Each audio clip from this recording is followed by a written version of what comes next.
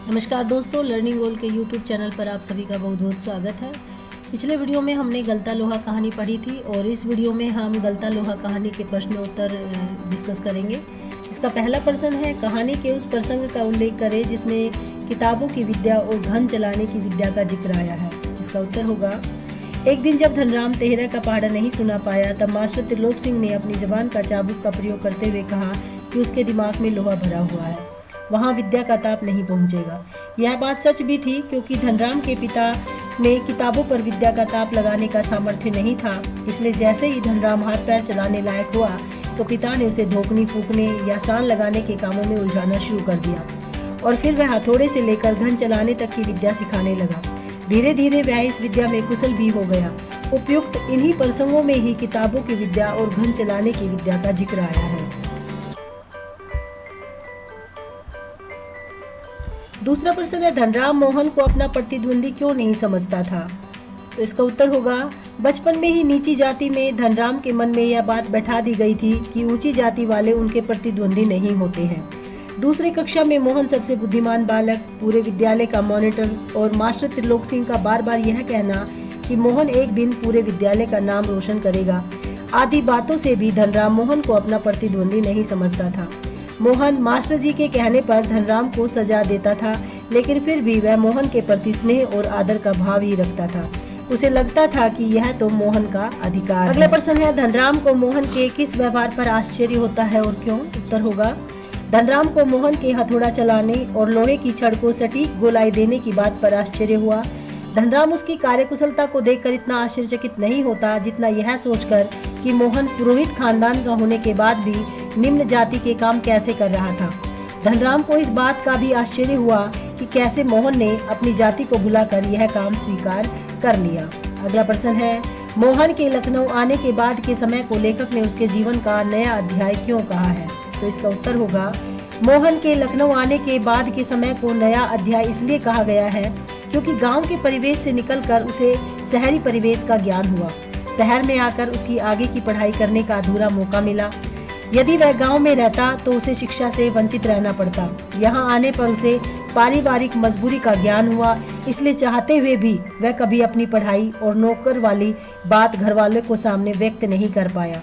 कुल मिलाकर यदि देखा जाए तो मोहन के जीवन का अध्याय सुखद तो नहीं था, परंतु था तो नया ही। अगला प्रश्न होगा, मास्टर त्रिलोक सिंह के किस कथन को लेखक ने जबान का चाबुक कहा है और क्यों? तो इसका उत्तर होगा, धनराम द्वारा तेहरा का पहाड़ा याद न कर पाने पर मास्टर त्रिलोक सिंह द्वारा कहे गए व्यंग वचन कि उसके दिमाग में तो लोहा भरा है, लेखक ने जबान का चाबुक कहा है। वह पहले बैत का प्रयोग करते थे और इस बार उसे फटकारते हुए जबान की बैत लगा दी। लेखक का कहने का तात्पर्य यह है कि शारीरिक चोट इतनी तकलीफदेह नहीं होती जितनी की जबान से की गई चोट। ये चोट कभी न भूलने वाली और व्यक्ति का मनोबल गिरा देने वाली होती है। मास्टर जी इस कथन के माध्यम से यह जताना चाहते थे कि पढ़ना लिखना मोहन के बस की बात नहीं है, वह तो केवल लोहे का काम कर सकता है। कुछ ऐसा ही धनराम के साथ हुआ क्योंकि इसी कारण वह हीन भावना से ग्रसित हुआ और आगे नहीं पढ़ पाया। अपने पिता के देहांत के बाद पुश्तैनी काम में लग गया। अगला प्रश्न है, बिरादरी का यही सहारा होता है। तो ये एक वाक्यांश पाठ में कहा गया था, तो इससे संबंधित कुछ प्रश्न दिए हुए हैं। किसने किससे कहा? तो यह वाक्य पंडित वंशीधर तिवारी ने अपनी बिरादरी के युवक रमेश से कहा था। किस प्रसंग में कहा? जब वंशीधर अपने बेटे की आगे की पढ़ाई के लिए चिंतित थे, उस समय रमेश ने उनसे सहानुभूति प्रकट की और उनके बेटे को अपने साथ आगे की पढ़ाई के लिए लखनऊ ले जाने की बात की। इस प्रसंग में अपनी कृतज्ञता प्रकट करते हुए वंशीधर ने उपयुक्त वाक्य कहे थे। किस आशय से कहा? वंशीधर ने उपयुक्त वाक्य रमेश के प्रति कृतज्ञता के भाव से कहा। वंशीधर के कहने का यह आशय था कि जाति बिरादरी का यही लाभ होता है कि मौके पर वे एक दूसरे की सहायता करें। इस वाक्यांश का अगला प्रश्न है, क्या कहानी का आशय में यह स्पष्ट होता है? तो इस कहानी में वाक्यांश का यह अर्थ बिल्कुल भी स्पष्ट नहीं हुआ। वंशीधर ने अपने बेटे को जिस आशा से रमेश के साथ भेजा था वह पूरा न हो सका। रमेश ने उसके बेटे को पढ़ाने की बजाय अपना घरेलू नौकर बनाकर उसका शोषण किया। इसमें एक और वाक्यांश है कि उसकी आंखों में एक सर्जक की चमक थी। तो ये एक वाक्यांश पाठ में आया है। तो यहाँ पर इससे संबंधित कुछ प्रश्न पूछे गए हैं। किसके लिए कहा गया है? तो यह वाक्य मोहन के लिए कहा गया है। दूसरा, किस प्रसंग में कहा गया है? जब मोहन ने भट्टी में बैठकर लोहे की मोटी छड़ को त्रुटिहीन गोलाई में ढालकर सुडौल बना दिया, तब उसकी आंखों में सर्जक की चमक थी। अगला प्रश्न है इसी का कि यह पात्र विशेष की किन चारित्रिक पहलों को उजागर करता है? तो इसका उत्तर होगा, यह मोहन की इस चारित्रिक विशेषता को उजागर करता है कि वह जातियों को व्यवसाय से नहीं जोड़ता, अपने मित्र की मदद कर वह उदारता का ही परिचय देता है। अगला प्रश्न है, गांव और शहर दोनों जगह पर चलने वाले मोहन के जीवन संघर्ष में क्या फर्क है? चर्चा करें और लिखें। तो उत्तर होगा, गांव और शहर दोनों जगह पर चलने वाले मोहन के जीवन संघर्ष में ज्यादा कुछ फर्क नहीं है। हालांकि गांव में वह प्रतिभाशाली छात्र माना जाता था, स्कूल और गांव में उसे सम्मान भी मिलता था। गांव में उसे गरीबी, साधनहीनता और प्राकृतिक बाधाओं के साथ संघर्ष करना पड़ा। शहर में उसे दिन भर नौकरों की तरह काम करना, मामूली से स्कूल में ठीक ठाक पढ़ाई करने का मौका मिलना आदि संघर्षों से गुजरना पड़ा। इस पाठ का अगला प्रश्न है, एक अध्यापक के रूप में त्रिलोक सिंह का व्यक्तित्व आपको कैसा लगा? अपनी समझ में उनकी खूबियों व खामियों पर विचार कीजिए। तो उत्तर होगा, मास्टर त्रिलोक सिंह एक परंपरागत शिक्षक थे। वे एक अच्छे अध्यापक की तरह बच्चों को पढ़ाते हैं, किसी सहयोग के बिना अकेले ही पूरा पाठशाला चलाते हैं। वे अनुशासन प्रिय शिक्षक व दंड देने में विश्वास रखते हैं। इन विशेषताओं के साथ उनमें कुछ खामियां भी थी।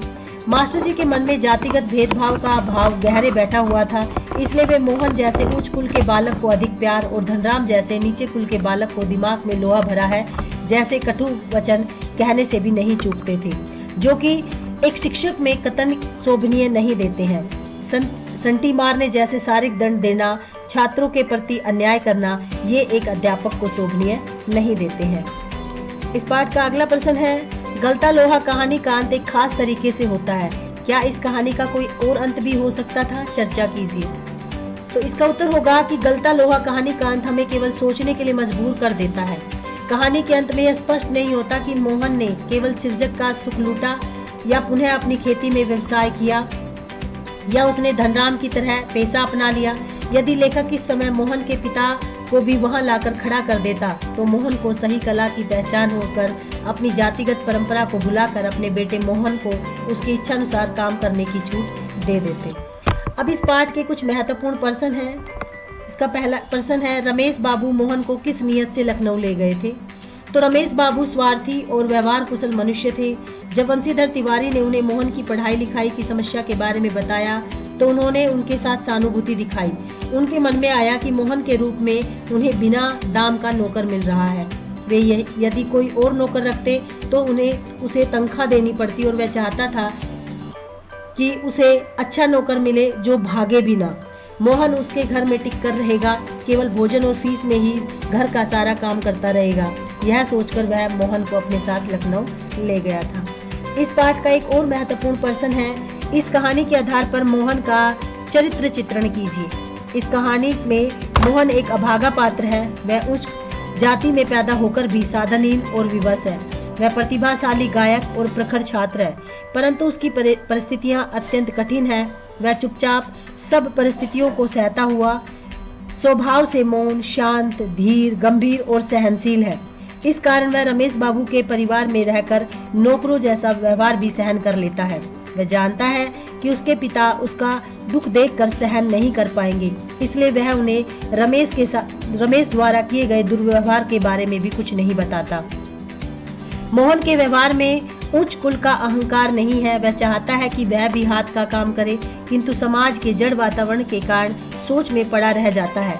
कहानी के अंत में वह अपनी जातिगत उच्चता की रूढ़ी को लांघ जाता है। वह धनराम के साथ मिलकर एक हो जाता है।